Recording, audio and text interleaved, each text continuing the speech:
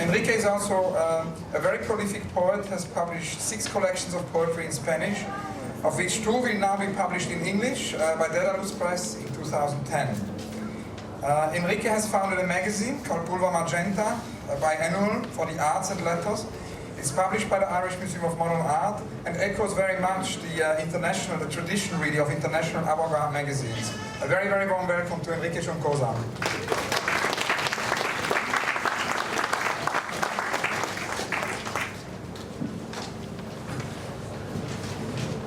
Hello everyone.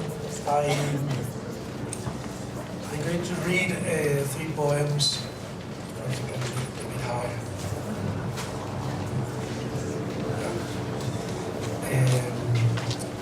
I write in Spanish, but these 3 poems have already been translated in English by Michael Smith, who's a poet himself and also a very good translator.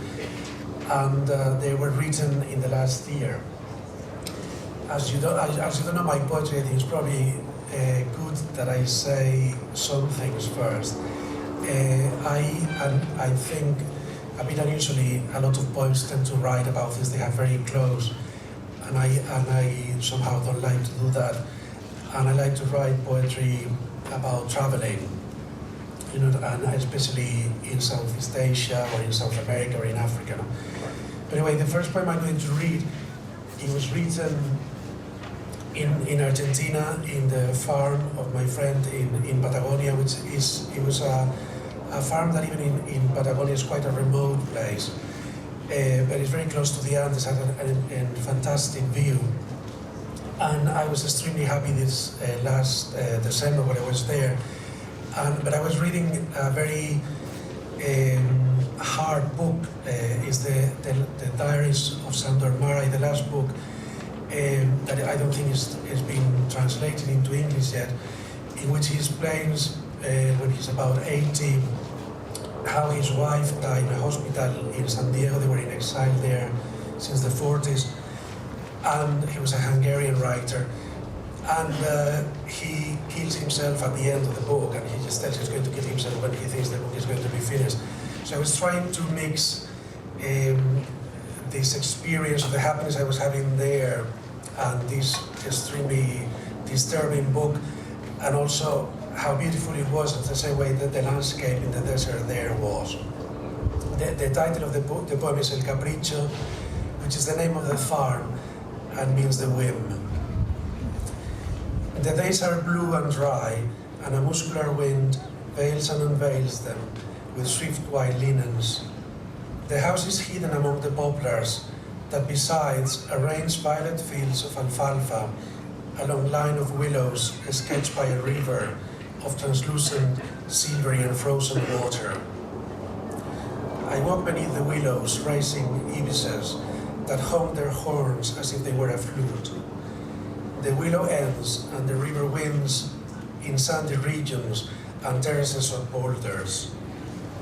Dogs race after jumping hares, dodging bushes, and several black vultures are picking at the bones of what was a goat. Behind the wires that limit El Capricho, an arid steep of beetles appears, forming rounded hills, flecked with hawthorns and shrubs. The hares continue like capricious projectiles, alerted by pairs of gendarmes. Lapwings are telltale and noisy birds. Once at the summit of the hill, I contemplate again the poplar groves and the willows that form an oasis in the vastness of the steep and the snow-capped peaks of the Andes. A flock of guanacos takes fright. They leap like antelopes, raising fine dust clouds. My skin burns in the southern sun. Clouds move so that it seems that it's the earth that moves, and my breathing is a province of the wind plunged in rebellion. There is no one, only a scattered leaf stalk and the smell of dry earth. Here everything is beauty, everything order, everything luxury and peace, our delight. I have just read the last volume of Sandor Maray Diaries, in which he describes his wife's death, his companion for 60 years before taking his own life. It is a hard and lapidary book, like this landscape, in which it also arose her voice's smell of flowers. Shrubs of tiny flowers surround me precisely. Stone crops and orchids, both yellow, also pink and white thyme, fuchsia stalks, little peaches and very red shrubs, ochre and orange verbums, and other flowers with names I still don't know. The thorny garden natural to the steep, like a coated plan of once burning memory. Far away I hear horse nagging. And now I'm going to read another poem, and I'm going to read that first in Spanish, and you also hear how it sounds. It's like a kind of poetics. La vida secreta de los poetas. Lagartos y ocelotes en un bosque de bambúes recién mojado por la lluvia. También flores rojas, libélulas y pájaros azules. La niebla le da al mundo un tono gris y húmedo, y el sol aparece apenas agrietando levemente las copas altas de los árboles. Busco esta grieta en mí, rodeado de pagodas, mientras arrecia la tormenta tropical. Las ranas son marimbas incesantes, sincopándose precisas por encima de mi respiración. Lagos oscuros que la luz transforma en cristales líquidos, tal vez leyendas insostenibles. Luces esmeraldas y negras en espacios estrellados y profundos donde los colibríes son arrebatos líricos. Cascadas de pétalos de fuego. La profundidad de los besos es una canción perfecta, y las voces susurrantes agua transformada en vapor al rozarse las pieles y las lenguas. Los ángeles existen y somos nosotros. Ojos de uranio, tríceps de cromo, deidades paganas. And I'm going to read that in English now. Is the secret life of poets. Lizards and ocelots in a grove of bamboo, lately drenched by the rain. Also red flowers, dragonflies and bluebirds.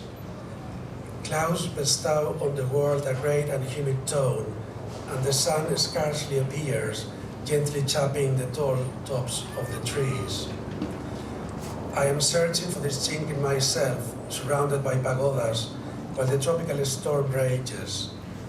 Frogs are unceasing marimbas, syncopating with precision above my breathing. Dark lakes are transformed by the light into liquid crystals, perhaps untenable legends.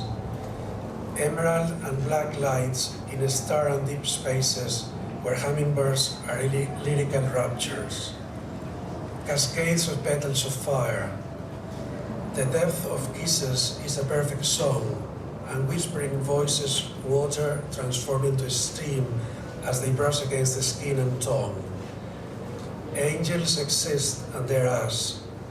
Eyes of uranium, triceps of chrome, pagan deities. And then is a third one, which is called Dragonflies and Gamelan.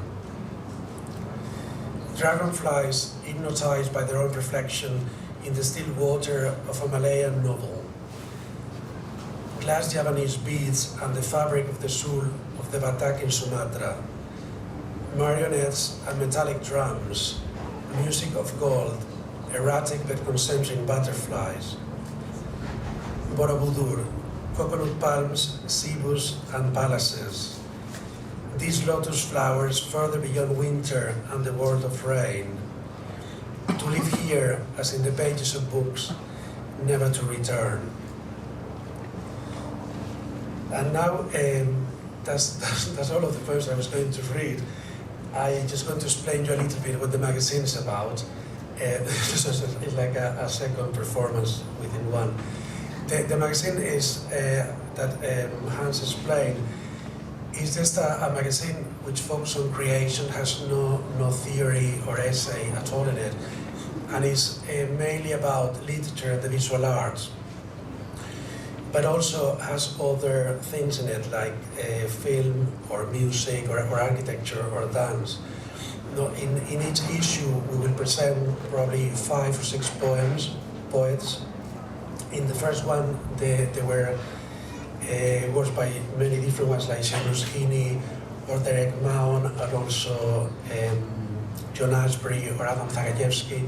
There was also the interview that Hans referred to with Cesar Milos. He did it with Philip Barreno, it's also published here. And it's always, there will be a group of artists as well.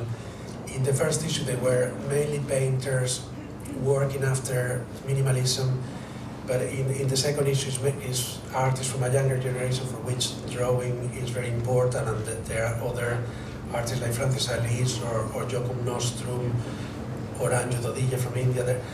And we also, we're going to publish a section of a film script. In the first issue, there was a section of a film by Vietnamese filmmaker Tran Anh Hung, who is finally done film in English. He had done 3 films in Vietnamese before. In the second, there is the script of the last film of Pedro Almodóvar, and also there is music as well. And in the second issue, there will be 1 hour of music of Gerard Barry. There will be architecture and design and things like that. The idea a bit of the magazine was not only to refer as well to the avant-garde magazines like Transition and things like that, but also to give a bigger contest for the art practice, which these days, every time you go and see an exhibition, you seem to need like an explanation or several explanations about the work. But I want to do a magazine that people just want to read, but they will not. There will be art in it, but not writings about art. Anyway, and that's it. Thank you very much.